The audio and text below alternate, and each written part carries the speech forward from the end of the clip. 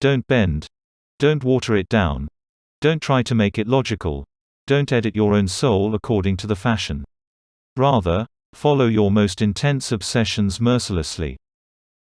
Youth is happy because it has the capacity to see beauty. Anyone who keeps the ability to see beauty never grows old. I write differently from what I speak. I speak differently from what I think.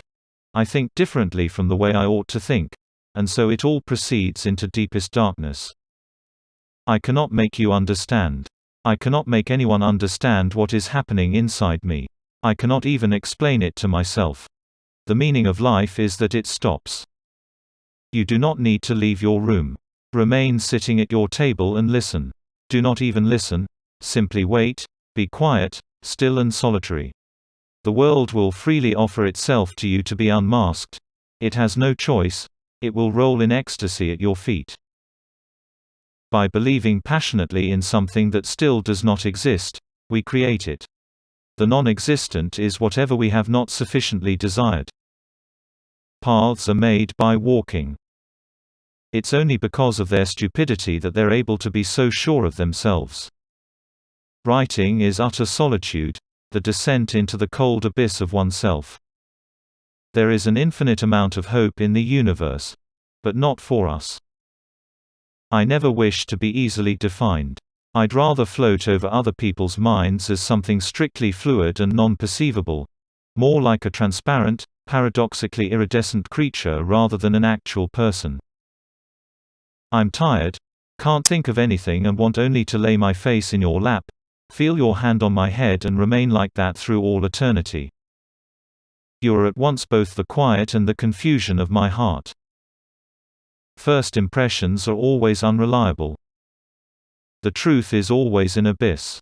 One must, as in a swimming pool, dare to dive from the quivering springboard of trivial everyday experience and sink into the depths, in order to later rise again, laughing and fighting for breath, to the now doubly illuminated surface of things. I want in fact more of you. In my mind I am dressing you with light. I am wrapping you up in blankets of complete acceptance and then I give myself to you. I long for you. I who usually long without longing, as though I am unconscious and absorbed in neutrality and apathy, really, utterly long for every bit of you. There are two cardinal sins from which all others spring: impatience and laziness. Should I be grateful or should I curse the fact that despite all misfortune I can still feel love, an unearthly love but still for earthly objects? The person I am in the company of my sisters has been entirely different from the person I am in the company of other people. Fearless, powerful, surprising, moved as I otherwise am only when I write. I do not read advertisements. I would spend all of my time wanting things. I lack nothing. I only needed myself. Every revolution evaporates and leaves behind only the slime of a new bureaucracy. Calm, indeed the calmest, reflection might be better than the most confused decisions.